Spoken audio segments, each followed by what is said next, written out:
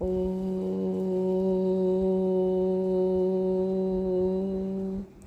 മഹാദേവ്യൈ നമഃ. എല്ലാവർക്കും എൻ്റെ വിനീതമായ നമസ്കാരം.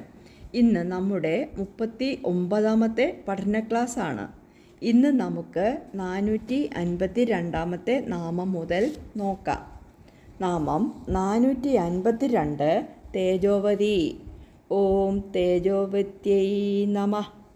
തേജോവതി എന്നാൽ തേജസ്സോടു കൂടിയവൾ. തേജസ്സിന് പ്രകാശം, ഭംഗി, പ്രഭവം, സ്വർണം, അഗ്നി, ജ്വാല, ചൂട് എന്നീ അർത്ഥങ്ങളുണ്ട്. സൂര്യൻ, ചന്ദ്രൻ, അഗ്നി ഇവയെക്കുറിച്ച് പറയാനും തേജസ് എന്ന പദം പ്രയോഗിക്കുന്നു. തേജസ്സുകളായ സൂര്യചന്ദ്രന്മാർക്ക് ആധാരഭൂതയായുള്ളവളാണ് ദേവി. സൂര്യചന്ദ്രന്മാരും അഗ്നിയും ദേവിയെ വളരെക്കാലം തപസ്സു ചെയ്ത് ദേവീപാദ നഖങ്ങളിൽ നിന്ന് പ്രസരിക്കുന്ന പ്രകാശത്തിൻ്റെ അല്പസ്ഫുരണങ്ങൾ നേടിയതിനാൽ തേജോരൂപയായി എന്ന് പുരാണങ്ങൾ പറയുന്നു. തസ്യ ഭാസ സർവമിദം വിഭാതി എന്ന് വേദങ്ങൾ. ബ്രഹ്മമാണ് എല്ലാ തേജോഗോളങ്ങളുടെയും പ്രഭവകേന്ദ്രമെന്ന് ബൃഹദാരണ്യകോപനിഷത്ത് പറയുന്നു. ആദിത്യൻ തുടങ്ങിയവർക്ക് ആധാരഭൂതയായതിനാൽ തേജോവതി എന്ന് ദേവിക്ക് നാമമുണ്ടായി. ജ്യോതിസ്സുകൾക്കെല്ലാം തേജസ് നൽകുന്ന പ്രകാശരൂപിണി. സ്വർണം, അഗ്നി, ജ്വാല, ചൂട് എന്നീ അർത്ഥങ്ങളും തേജസ്സിനുള്ളതിനാൽ തേജോവതി എന്ന് നാമം. തേജസ് എന്നാൽ ശോഭയെന്നും അധിക്ഷേപാദ്യ സഹനമായ വീര്യമെന്നും അർത്ഥമുണ്ട്. അത്തരത്തിലുള്ള തേജസ് ശുംഭവധത്തിലും മറ്റും സ്പഷ്ടമായിട്ടുണ്ട്. നാമം 453 ത്രിനയന. ഓം ത്രിനയനായൈ നമഃ. ത്രിനയന എന്നാൽ 3 കണ്ണുകളുള്ളവൾ. ജ്ഞാനദൃഷ്ടിയാണ് 3ാം കണ്ണെന്ന് വ്യാഖ്യാനം കാണുന്നു. എന്നാൽ സൂര്യനും ചന്ദ്രനും അഗ്നിയും ചേർന്ന 3 കണ്ണുകളുള്ളവൾ എന്നാണ് ത്രിനയന എന്ന നാമത്തിന് പുരാണങ്ങൾ നൽകുന്ന അർത്ഥം. പ്രത്യക്ഷം, അനുമാനം, ശബ്ദം എന്നിവകളാകുന്ന 3 പ്രമാണങ്ങളുള്ളവൾ. പ്രത്യക്ഷം എന്നാൽ സ്വന്തം അനുഭവരൂപം. അനുമാനമെന്നാൽ മനനരൂപം. ശബ്ദജ്ഞാനം കേട്ടറിയുന്ന രൂപം. ഈ 3 പ്രമാണങ്ങളും ദേവീരൂപമാകയാൽ ദേവിയെ ത്രിനയന എന്ന് പറയുന്നു. സാഖ്യശാസ്ത്രത്തിൽ ശബ്ദപ്രമാണത്തെ ആഗമം എന്ന് പറയുന്നു. മന്ത്രോച്ചാരണത്തിൽ വഷൗഡ് എന്ന ശബ്ദത്തിന് ബൗഷഡ് എന്ന ശബ്ദത്തിന് ത്രിനയന എന്ന സംജ്ഞ പ്രസിദ്ധമാണ്. പ്രത്യക്ഷം ചാനുമാനം ച ശാസ്ത്രം ച വിദിതാഗമം ത്രയം സുവിദിതം കാര്യം ധർമ്മം സിദ്ധിം അഭീപ്സത. മനുസ്മൃതിയിൽ അധ്യായം 12 ശ്ലോകം 105. ധർമ്മത്തിൻ്റെ തത്വമറിയാൻ ആഗ്രഹിക്കുന്നവർ പ്രത്യക്ഷം, അനുമാനം, ആഗമം എന്നിവ 3ഉം നല്ലതുപോലെ അറിഞ്ഞിരിക്കണം. പ്രത്യക്ഷം, അനുമാനം, ആഗമം എന്നീ 3 പ്രമാണങ്ങളാണ് മനു മുതലായവർ അംഗീകരിച്ചിട്ടുള്ളത്. ദക്ഷിണമാർഗം, ഉത്തരമാർഗം, ബ്രഹ്മമാർഗം എന്നീ 3 വഴികളിൽ കൂടി ഭക്തരെ നയിക്കുന്നവൾ എന്നും ഈ നാമത്തിന് അർത്ഥമുണ്ട്. ദക്ഷിണം ചോത്തരം ലോകം തഥം ബ്രഹ്മായനം പരം നയം സന്മാർഗവർഗം ച നേത്രീ ത്രിനയനാമത എന്ന് ദേവീപുരാണം. സൗന്ദര്യലഹരിയിലെ 48ാം ശ്ലോകത്തിൽ അഹസൂതേ സവ്യം തവ നയനം അർക്കാത്മകതയാ ത്രിയാമാം വാമം തേ സൃജതി രജനീനായകതയാ തൃതീയാ തേ ദൃഷ്ടിർ ദരദളിത ഹേമാംബുജരുചിഃ സമാധത്തെ സന്ധ്യാം ദിവസനിശയോരന്തരചരീം. ഇതിൻ്റെ അർത്ഥം ഇതാണ്: നിന്തിരുവടിയുടെ വലത്തെ കണ്ണ് അർക്കാത്മകമാകയാൽ പകലിനെ ജനിപ്പിക്കുന്നു. അവിടുത്തെ ഇടത്തെ കണ്ണ് ചന്ദ്രത്വം കൊണ്ട് രാത്രിയെ സൃഷ്ടിക്കുന്നു. നിന്തിരുവടിയുടെ മൂന്നാമത്തെ കണ്ണ് അല്പമാത്രം വിടർന്ന സ്വർണ്ണത്താമരയുടെ കാന്തിയുള്ളതും പകലിൻ്റെയും രാത്രിയുടെയും ഇടയ്ക്ക് സഞ്ചരിക്കുന്നതുമായ സന്ധ്യയെ നന്നായി സൃഷ്ടിക്കുന്നു. ദേവിയുടെ നയനങ്ങൾ കാലത്രയങ്ങൾക്ക് കാരണമാണെന്ന് ഈ നാമം സൂചിപ്പിക്കുന്നു. നാമം 454 ലോലാക്ഷി കാമരൂപിണി. ഓം ലോലാക്ഷി കാമരൂപിണ്യൈ നമഃ. ലോല അധികം അക്ഷി അധികം കാമരൂപിണി. ലോലാക്ഷികളിൽ കാമരൂപിണിയായി വർത്തിക്കുന്നവളെന്നാണ് നാമത്തിൻ്റെ അർത്ഥം. ചഞ്ചലാക്ഷിമാരിൽ ധർമ്മവിരുദ്ധമല്ലാത്ത കാമം ജനിപ്പിക്കുന്നവൾ. സുന്ദരിമാരായ സ്ത്രീകൾക്ക് മന്മഥ രൂപിണിയായവളെന്നും വിഗ്രഹം. ശ്രീമദ് ഭഗവത്ഗീത ജ്ഞാനവിജ്ഞാനയോഗം എന്ന 7-ാം അധ്യായത്തിൽ ഭഗവാൻ പറയുന്നു, 11-ാം ശ്ലോകം, ബലം ബലവതാമസ്മി കാമരാജവിവർജിതം ധർമാവിരുദ്ധോ ഭൂതേഷു കാമോസ്മി ഭരതർഷഭ. ഇതിൻ്റെ അർത്ഥം ഇതാണ്: ഹേ ഭരതശ്രേഷ്ഠ അർജുന, ബലവാന്മാരുടെ കാമരഹിതമായ ബലം ഞാനാകുന്നു. ജീവികളിലെ ധർമ്മവിരുദ്ധമല്ലാത്ത കാമവും ഞാനാകുന്നു. പരാശക്തിയെ സേവിച്ച് നിൽക്കുന്ന 8 മാതാക്കളുണ്ട്. യോഗേശ്വരി, മാഹേശ്വരി, വൈഷ്ണവി, ബ്രഹ്മാണി, കല്യാണി, ഇന്ദ്രാണി, യമദണ്ഡധര, വാരാഹി എന്നിവരാണ് ആ 8 മാതാക്കൾ. ഇതിൽ കാമത്തിന് അതിദേവതയായ യോഗേശ്വരി രൂപിണിയാണ് ലളിതാദേവി എന്നും വ്യാഖ്യാനം കാണുന്നു. ഈ 8 മാതാക്കളെ കാമാദി വികാരങ്ങളായി വ്യാഖ്യാനിച്ചും കാണുന്നു. അവർ യഥാക്രമം കാമം, ക്രോധം, ലോഭം, മദം, മോഹം, മാത്സര്യം, പൈശന്യം, അസൂയ എന്നീ വികാരങ്ങളുടെ അതിദേവതമാരായി വരാഹപുരാണത്തിൽ വിവരിച്ചു കാണുന്നു. ഇതിൽ നിന്നും വ്യത്യസ്തമായ വ്യാഖ്യാനം ചില പണ്ഡിതന്മാർ കുറിക്കുന്നുണ്ട്. ലോലാക്ഷി കാമരൂപിണി എന്നാൽ 2 പ്രത്യേക നാമങ്ങളായി ചിലർ വ്യാഖ്യാനിച്ചിരിക്കുന്നതായി സൗഭാഗ്യ ഭാസ്കര ഭാഷ്യത്തിൽ പറയുന്നുണ്ട്. അതിന് സാധ്യതയില്ലെന്നും ആ ഭാഷ്യത്തിൽ തന്നെ പറയുന്നുണ്ട്. അപ്പോൾ ധർമാനുസൃതമായ കാമം എന്ന ലോലാക്ഷി രൂപത്തെ, അതായത് സ്ത്രീ രൂപത്തെ ധരിച്ചവൾ എന്നും ഭാസ്കരരായർ വ്യാഖ്യാനിച്ചിരിക്കുന്നു. ഇനി നാമം 455 മാലിനി. ഓം മാലിന്യൈ നമഃ. മാലിനി എന്ന നാമത്തിന് ധാരാളം അർത്ഥങ്ങളുള്ളതായി കാണുന്നു. മാല അണിഞ്ഞവൾ, സംസ്കൃതത്തിലെ 51 അക്ഷരങ്ങളുടെ അഭിമാനിനിയായ ദേവത എന്നും അക്ഷരമാല രൂപിണിയായ ദേവി എന്നും വ്യാഖ്യാനമുണ്ട്. 7 വയസ്സായ കന്യക എന്ന് മാലിനി എന്ന നാമം കൊണ്ട് അർത്ഥമാകുന്നു എന്ന് ധൗമ്യ മഹർഷി പറയുന്നു. സപ്തഭിർ മാലിനി സാ സ്യാത്. അപ്പോൾ 7 വയസ്സായ കന്യകയുടെ രൂപത്തിൽ സ്ഥിതി ചെയ്യുന്നവൾ എന്നും അർത്ഥം. പാർവതീദേവിയുടെ സഖിയായ ഒരു ദേവിക്ക് മാലിനി എന്നു പേരുണ്ട്. വാമന പുരാണത്തിൽ ഒരു കഥയുണ്ട്. പരമശിവനും പാർവതീദേവിയുമായുള്ള വിവാഹ സമയത്ത് മാലിനി ഭഗവാന്റെ കാലിൽ തൻ്റെ കൈകൾ കൊണ്ട് മുറുകെ പിടിച്ചു. നടക്കാൻ പറ്റാതെയായ ഭഗവാൻ മാലിനിയോട്, നിനക്കെന്താണ് വേണ്ടത്?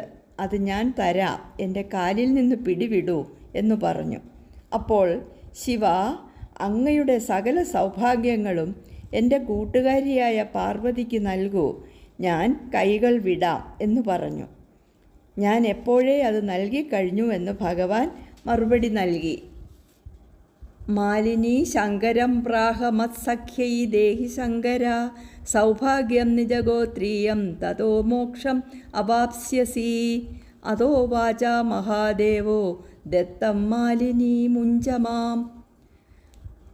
ആംന്യായ പൂജാവിധി അനുസരിച്ച് മാലിനി മന്ത്രരാജം എന്ന മന്ത്രത്താലാണ് ആരാധന നടത്തുന്നത്. ആകാശഗംഗ എന്നും ഗംഗ എന്നും മാലിനിക്ക് അർത്ഥമുണ്ട്. അതായത് ഗംഗാരൂപത്തിൽ സ്ഥിതി ചെയ്യുന്നവൾ. സാഹിത്യശാസ്ത്രത്തിലെ ഒരു വൃത്തമാണ് മാലിനി. ആ വൃത്തവിശേഷത്തിൻ്റെ രൂപം ധരിച്ചവളെന്നും വ്യാഖ്യാനം കാണുന്നു. നാമം 456 ഹംസിനി. ഓം ഹംസിന്യൈ നമഃ. പരമഹംസന്മാരിൽ നിന്നും ഭിന്നയല്ലാത്തവളെന്ന് നാമത്തിന് അർത്ഥമുണ്ട്. യതികളിൽ ഒരു വിഭാഗമാണ് ഹംസർ. ഹംസപദവിയിലെത്തിയ യതികളിൽ നിന്നും ദേവി ഭിന്നയല്ല, ഹംസന്മാരാൽ ആരാധിക്കപ്പെടുന്നവൾ എന്നും ഒരർത്ഥം.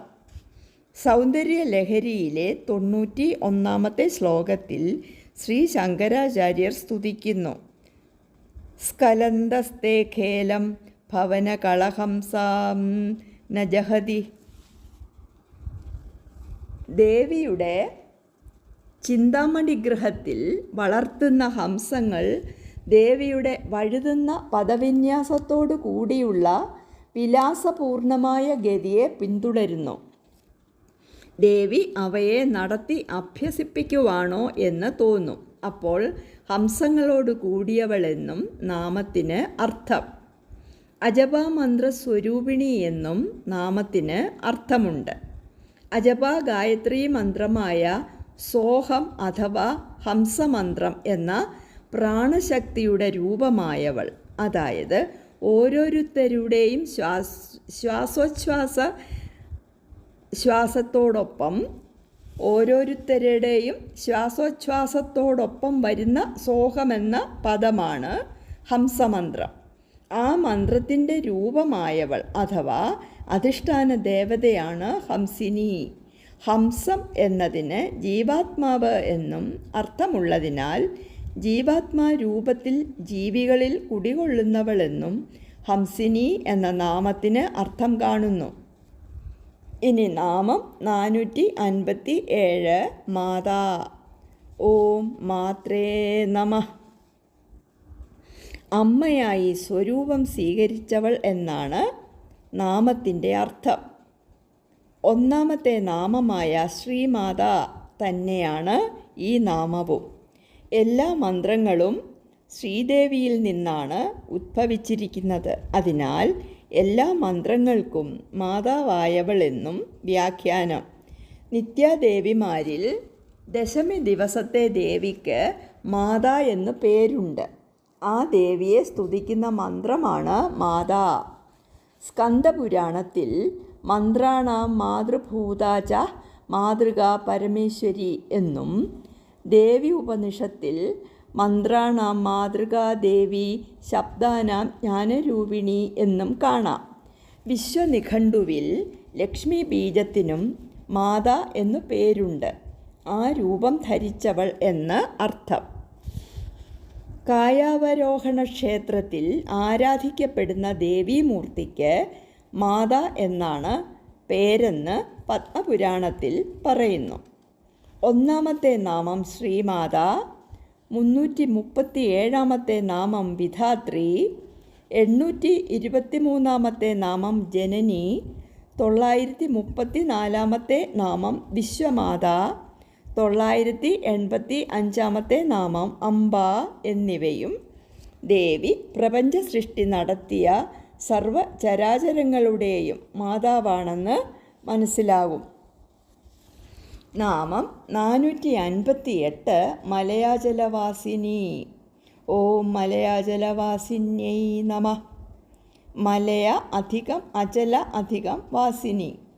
മലയാചലത്തിൽ അതായത് മലയ പർവ്വതത്തിൽ വസിക്കുന്നവൾ എന്നാണ് നാമത്തിൻ്റെ അർത്ഥം. മലയാചലവാസിനിയായ മൂർത്തിയെ മലയാലയ ഭഗവതി എന്നും മലയാള ഭഗവതി എന്നും ശാബര ചിന്താമണിയിൽ വ്യാഖ്യാനിച്ചിട്ടുണ്ട്. നാമം 459 സുമുഖി. ഓം സുമുഖ്യൈ നമഃ. സു അധികം മുഖി, സുന്ദരമായ മുഖകാന്തിയുള്ളവൾ എന്നാണ് നാമത്തിൻ്റെ അർത്ഥം. സാമുദ്രിക ശാസ്ത്രവിധിപ്രകാരം ദോഷങ്ങളൊന്നുമില്ലാത്ത മുഖമാണ് സുമുഖം. ശുദ്ധജ്ഞാനം പ്രകാശിക്കുന്നതിനാൽ കാന്തിപ്രദമായ മുഖമാണ് സുമുഖം. ആ മുഖത്തോടു കൂടിയവൾ എന്നാണ് നാമത്തിൻ്റെ അർത്ഥം. ഷോഡശി പൂജയിൽ ആരാധിക്കപ്പെടുന്ന ഒരു ദേവിയുടെ പേര് സുമുഖി എന്നാണ്. ആ ദേവിയുടെ രൂപം ധരിച്ചവളെന്നും സംഗീതശാസ്ത്രത്തിലെ സുമുഖി എന്ന പേരായ രാഗത്തിൻ്റെ രൂപം ധരിച്ചവൾ എന്നും വ്യാഖ്യാനം കാണുന്നു.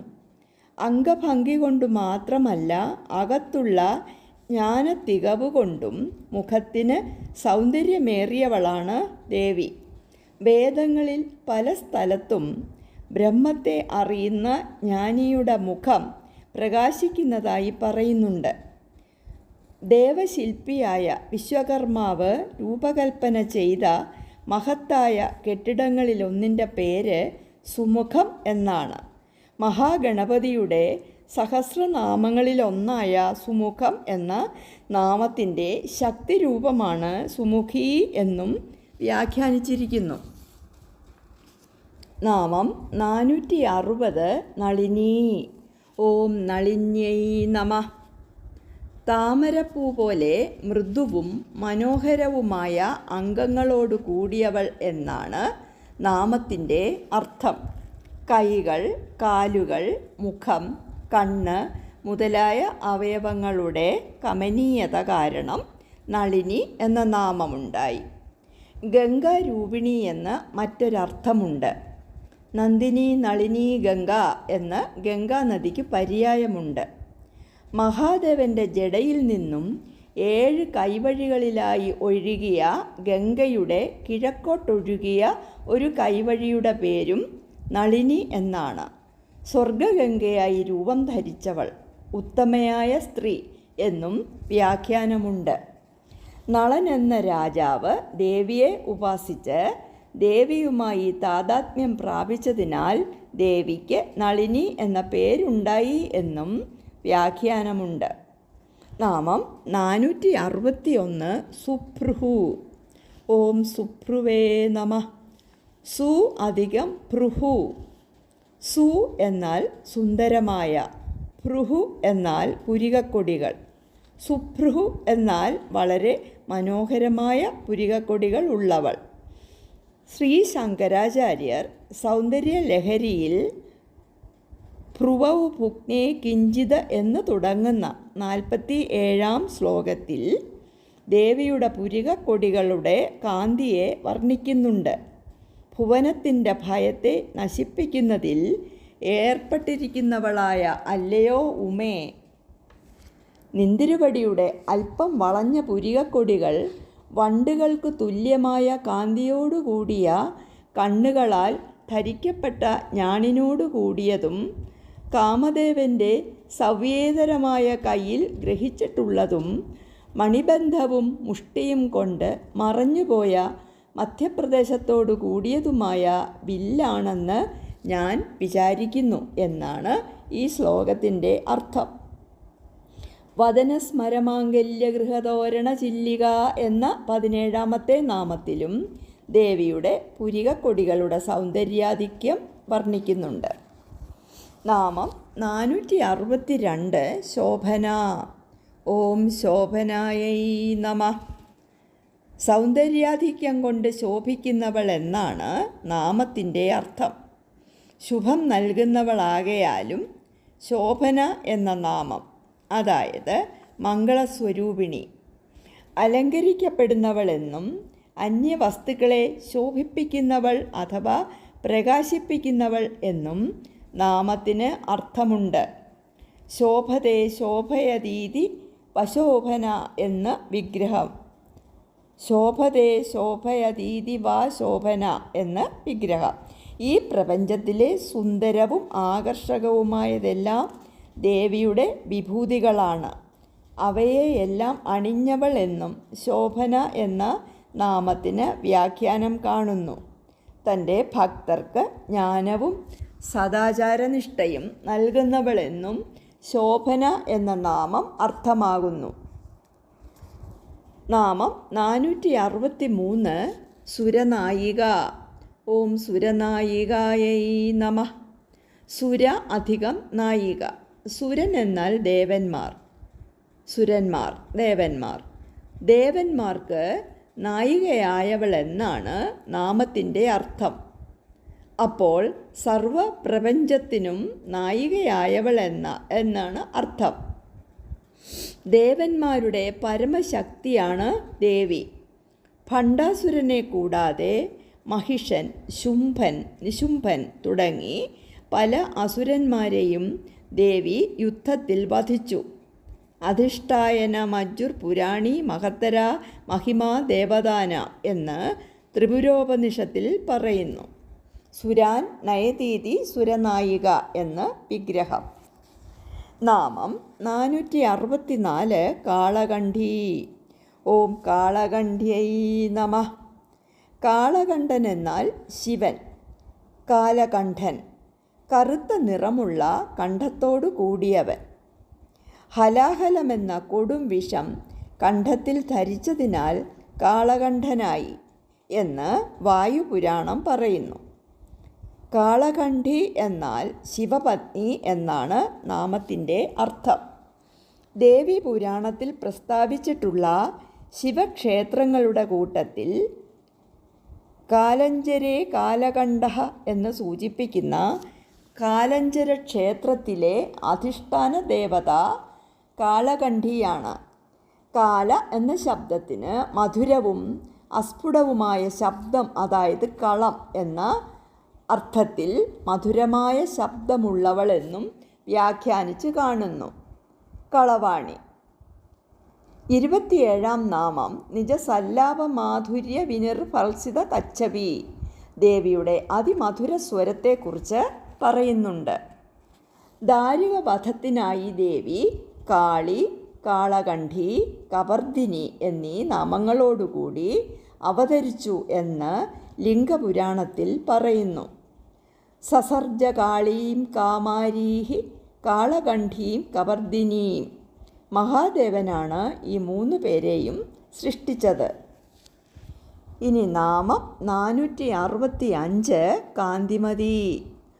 ഓം കാന്തിമത്യൈ നമഃ. കാന്തി അധികം മതി. നല്ല അഴകുള്ളവൾ അഥവാ നല്ല കാന്തിയുള്ളവൾ, പ്രഭയുള്ളവൾ എന്നെല്ലാമാണ് നാമത്തിൻ്റെ അർത്ഥം. അതിശോഭയും സൗന്ദര്യവുമുള്ളവളാണ് ദേവി. നാമം 466 ക്ഷോഭിണി. ഓം ക്ഷോഭിണ്യൈ നമഃ. ക്ഷോഭം എന്നാൽ ചലനം. ഈ പ്രപഞ്ചത്തെ ചലനാത്മകമാക്കുന്നത് ദേവിയാണ്.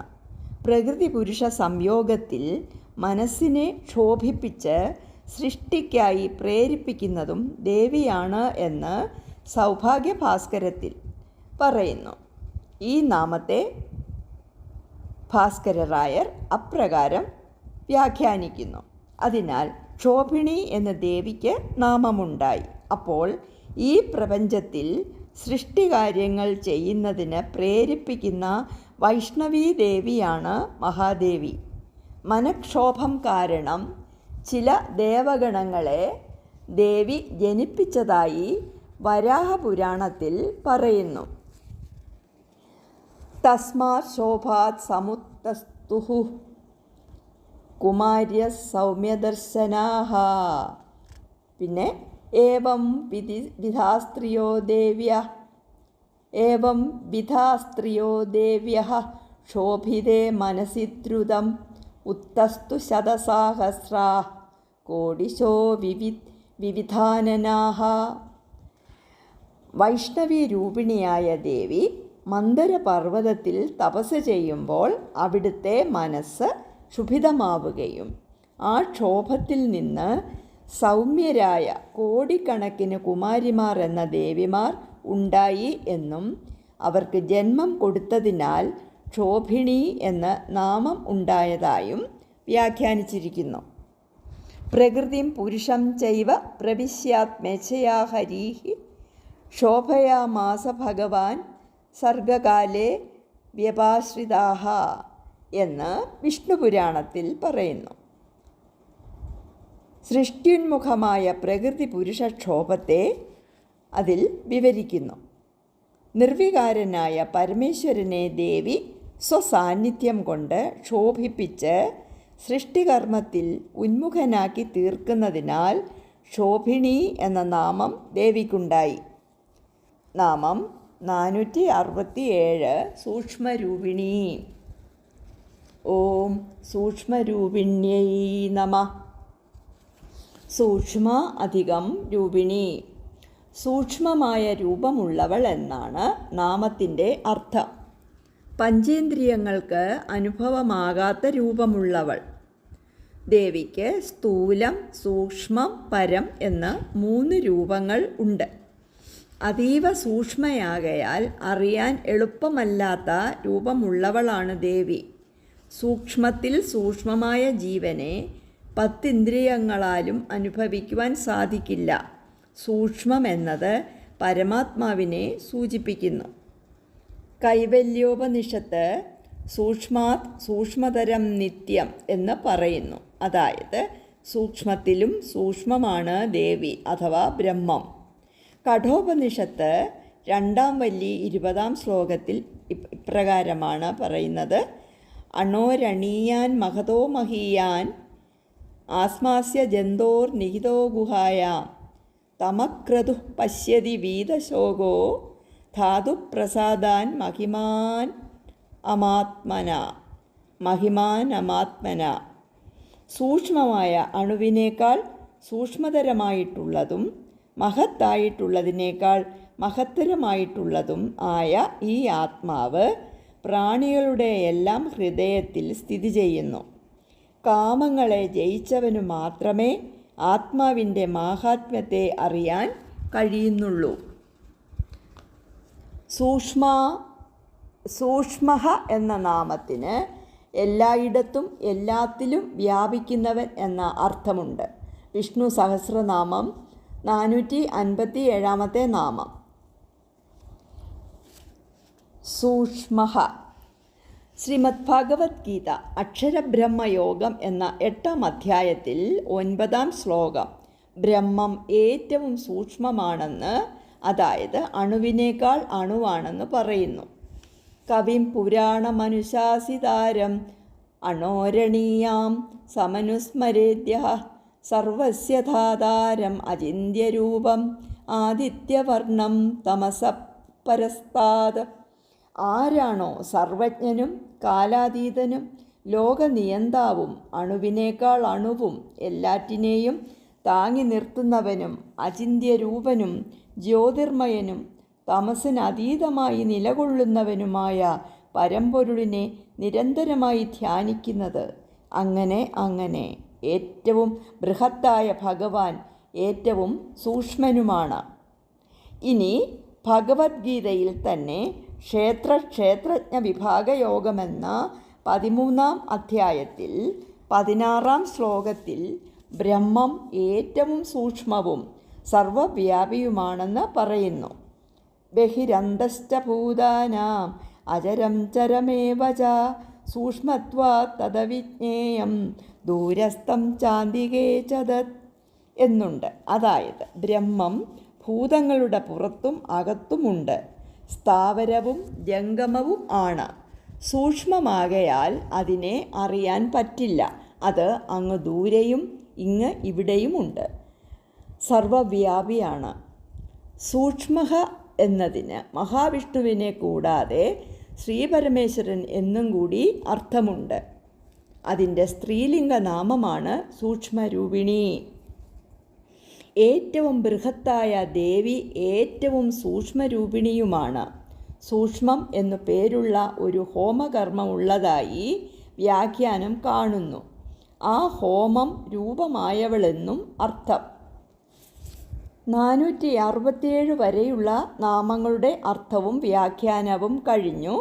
ഇനി 468 മുതലുള്ള കുറച്ച് നാമങ്ങളുടെ അർത്ഥവും വ്യാഖ്യാനവും അടുത്ത വെള്ളിയാഴ്ച, അതായത് 27-ാം തീയതി പറയാം. ഇത് കേൾക്കുന്ന എല്ലാവരെയും മഹാദേവി അനുഗ്രഹിക്കട്ടെ. നന്മകൾ നേരുന്നു. ഓം ശ്രീ മഹാദേവ്യൈ